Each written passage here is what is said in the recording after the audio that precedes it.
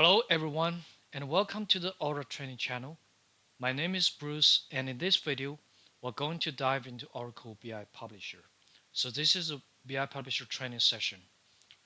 And before we get started, I'm assuming that you are already familiar with the basics of BI Publisher, including how to create data models, design the templates, and generate reports in the formats like PDF, Excel, and Word. In today's session, I'll walk you through some advanced techniques that I can use in Excel templates to better meet the reporting requirements. Okay, let's go. So today's agenda, we're going to have a look at the reporting requirements first. Let's go to the folder and open the requirement file.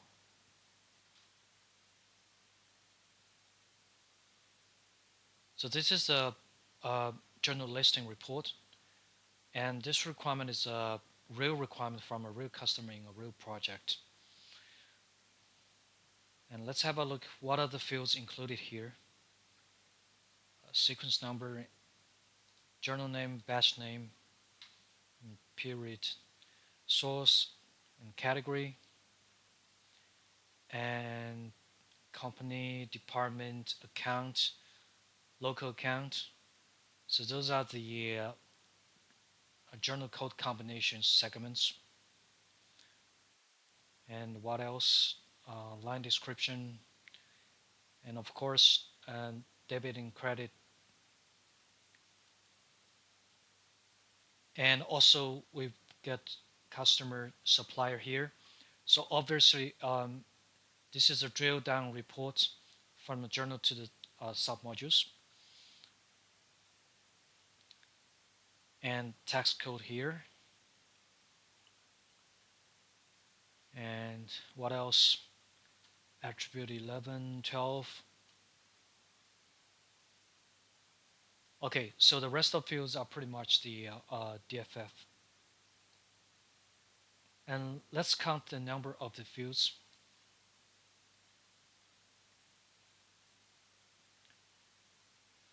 How many fields are here?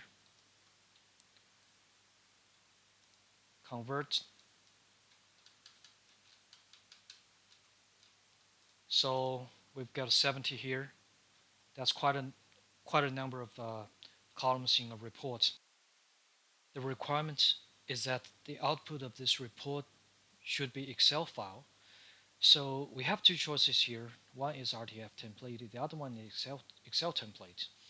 But considering there are 70 columns included in this report, so if we do RTF, that will be very difficult for us to do the layout. So that's why here in this case, I prefer using Excel template. The next thing we should check out is the data structure in the report. And by the look of it, in this report, the data is grouped by the journal sequence number. And within each group, the data is ordered by the journal line number.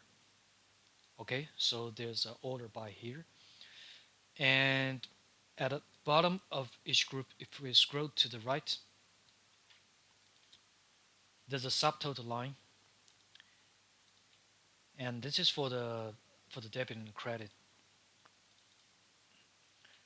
So those fields needs to be summed and calculated and displayed.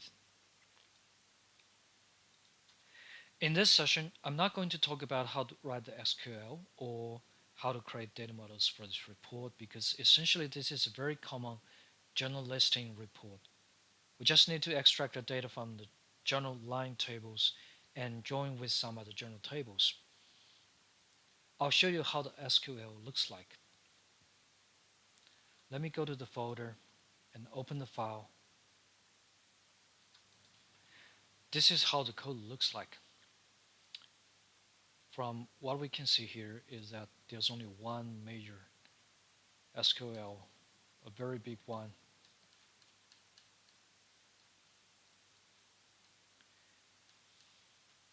Okay, and those tables are the data source line header batches and of course code combinations. And to get the descriptions for each accounting segment, also we need to join with different value sets. And this one is for the reconciliation reference field. Suppose we have already done the coding, and then the next step is to generate the sample data from the data model we have created in Fusion. Let's have a look. So here is the structure of the sample XM data. At the very top, there are tag names starting with P underscore. Those are the parameters used in this data model. And then the repeating groups G underscore 1. This is generated by the SQL I showed you just now.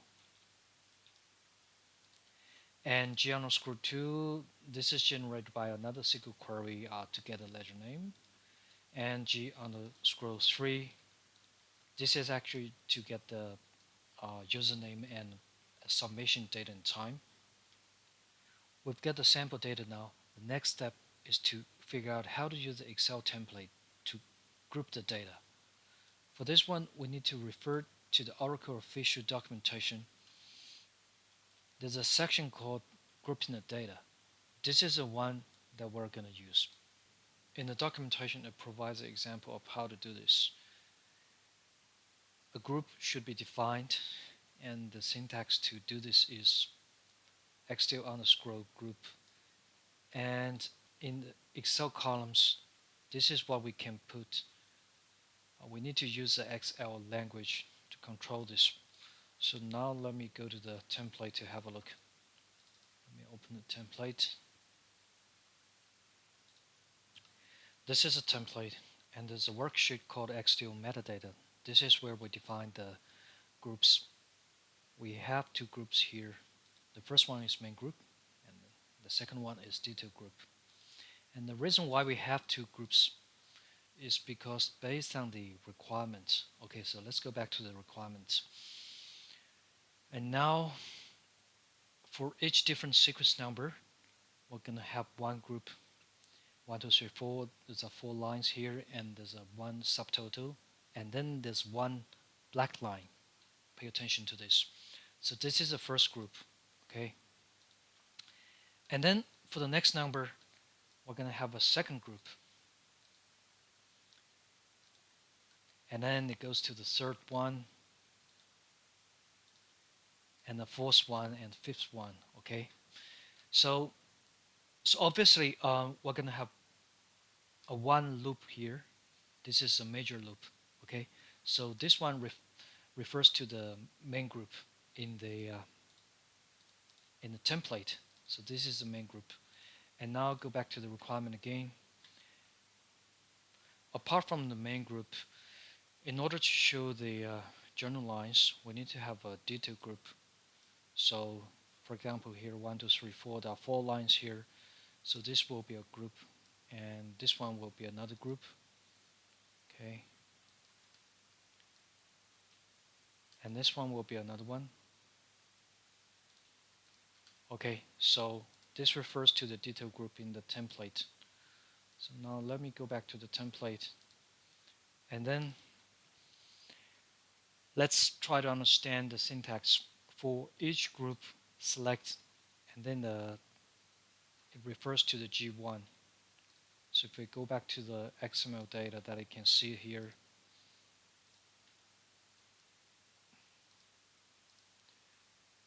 it scans all the G1 data here, and then group by.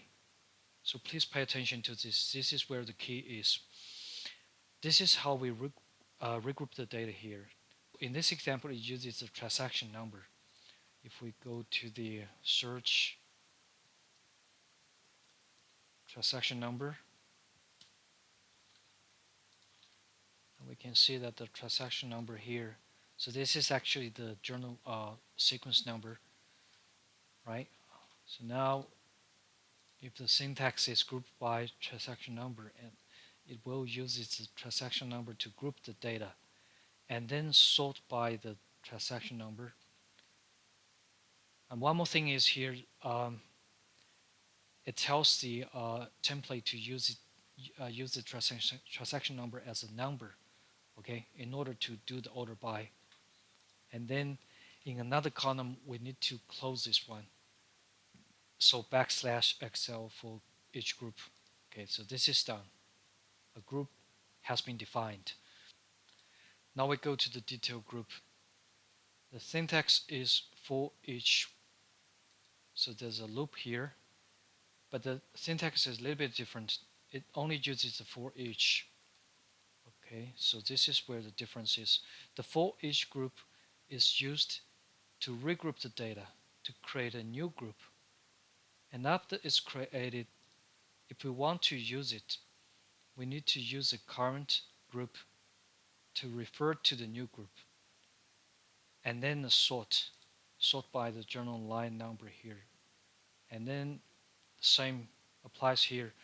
We should use the data type as number because in some cases, if it's 1, 2, 3, and for example 11, and then if you don't provide the data number, it becomes like this: 1, 1, 1, 2, 3.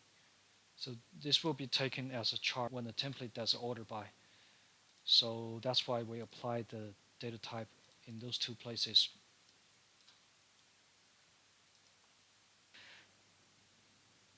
Now let's go to define the subtotals.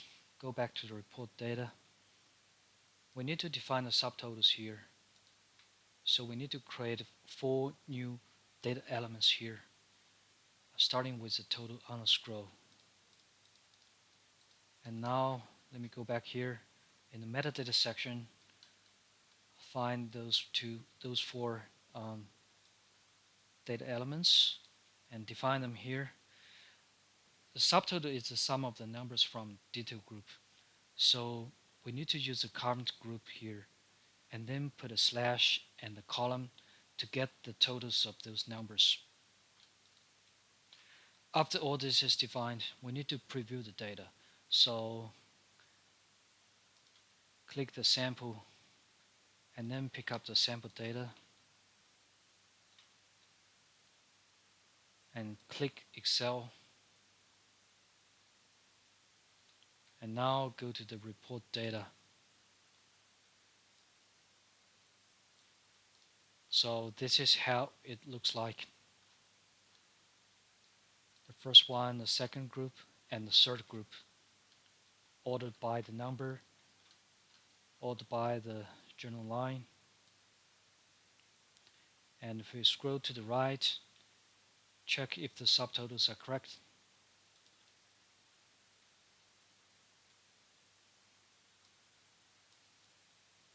Okay, looking very good.